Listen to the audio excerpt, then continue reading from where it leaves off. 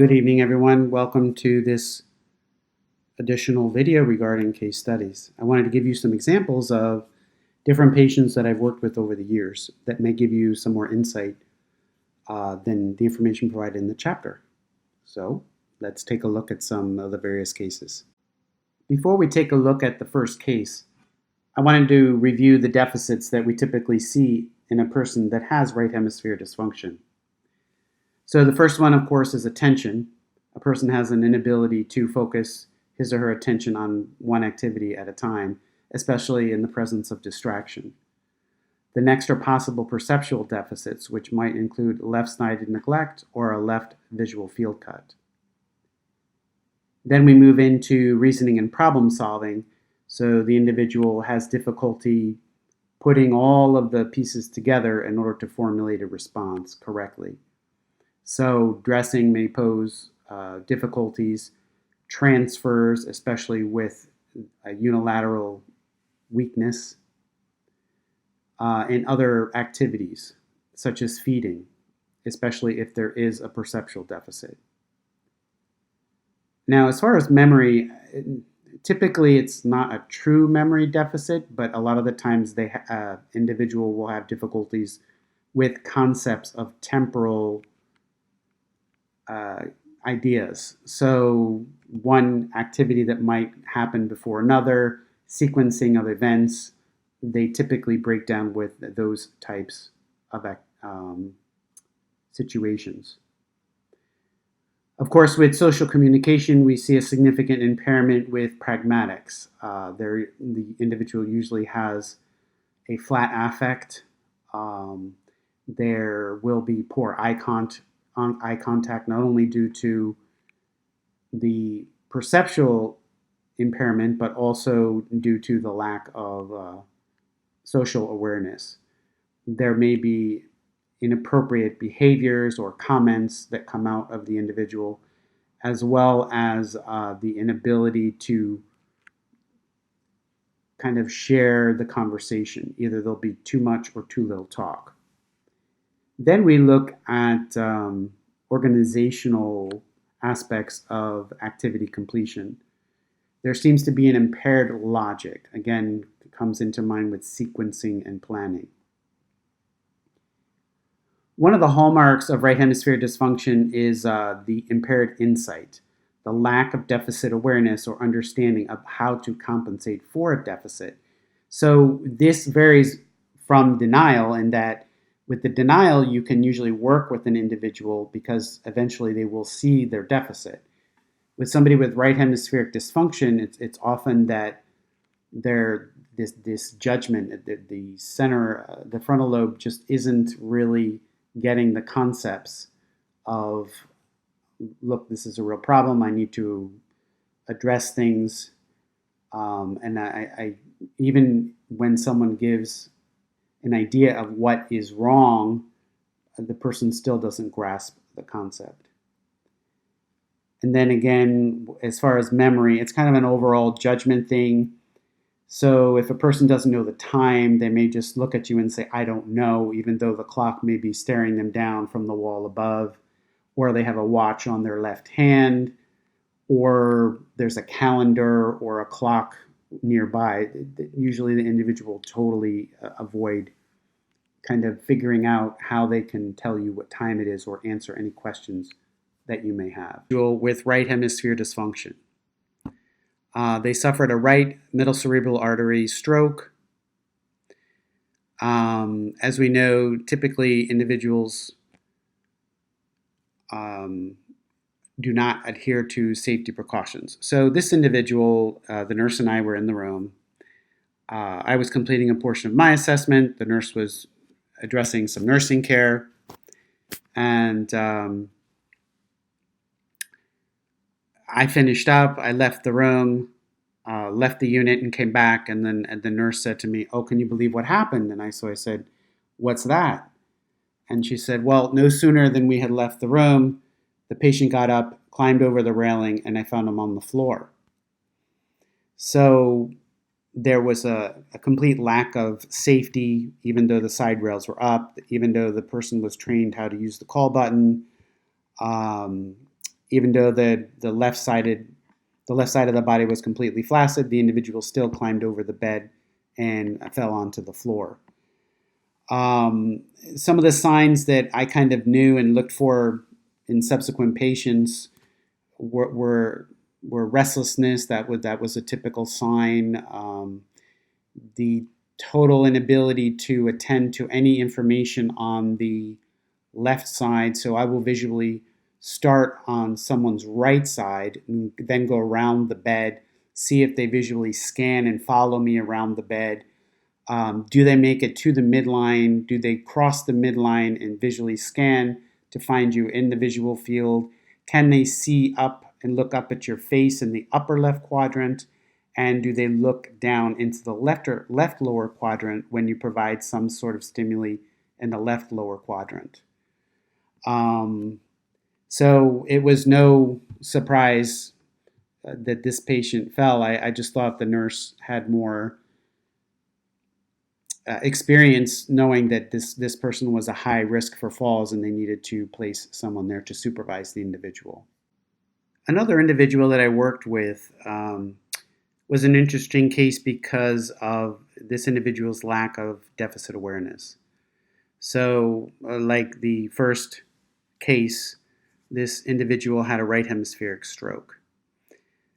During a co-treatment with physical therapy, the individual was ambulating with a hemi-walker, where the left arm was up, supported, and in a walker. And while we were engaged in ambulation as well as a cognitive task, the person had to figure out how to exit the gym. He kept bumping into the various objects that were in the room. Obviously, the physical therapist was using a gait belt and fully conscious of what was happening. Our intention was to see if we could increase the person's awareness of objects on the left-hand side. Unfortunately, it didn't really happen during that particular co-treatment, but gradually the person began to become more cognizant of how to compensate by turning the head and being aware of objects up in the left side of the visual field and potentially creating a fall risk. So despite when we were speaking to him and letting him know, look, you just hit that table. Did you notice that the table was there?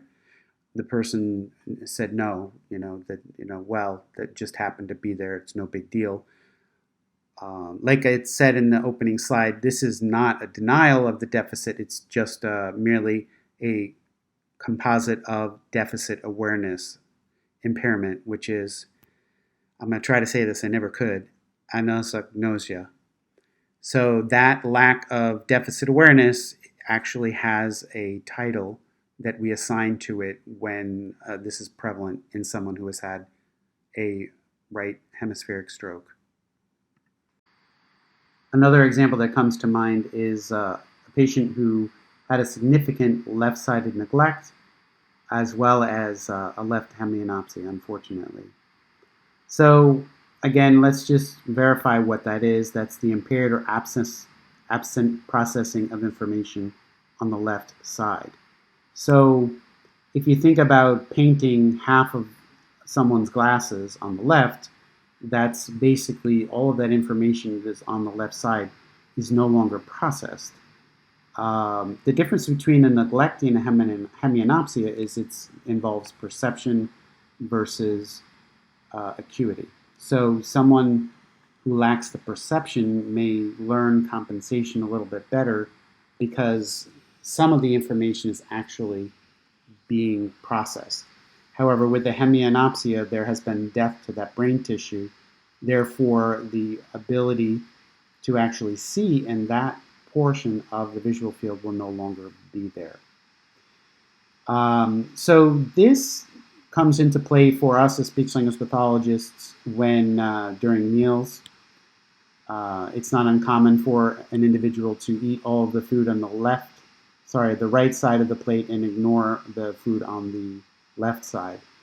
One strategy that we begin with is to place the food more on the right side in order for the person to consume all their food and then slowly bring the food toward the midline and then cross over the midline into the left side, so the person begins to learn to compensate, especially during meals.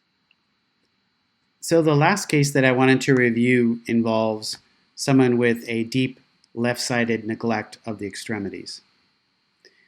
I recall a case where the individual had very limited use of the upper and lower left extremities.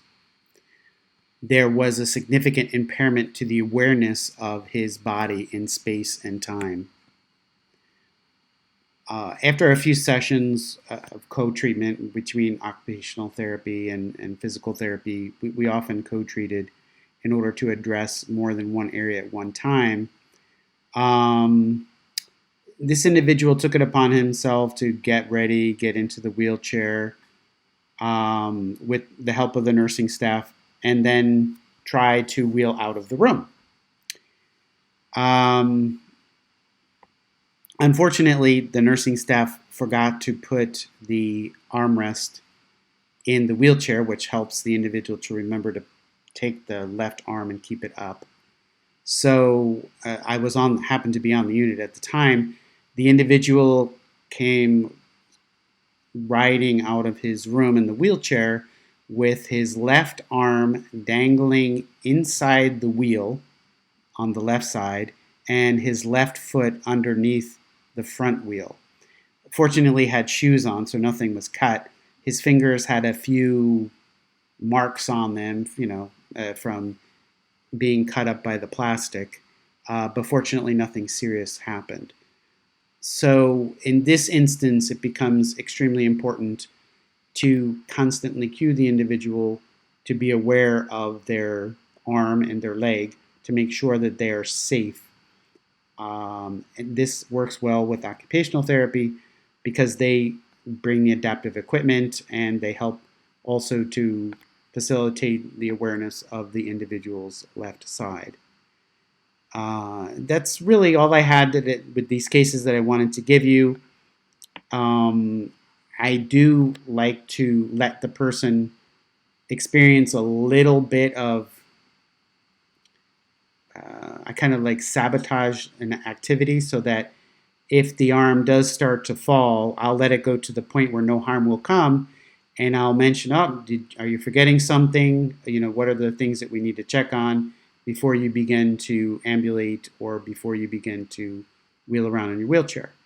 So I do let things go because I want to increase the person's awareness. If someone is constantly telling them, hey, don't forget this, then when no one is around to tell them, they will forget it.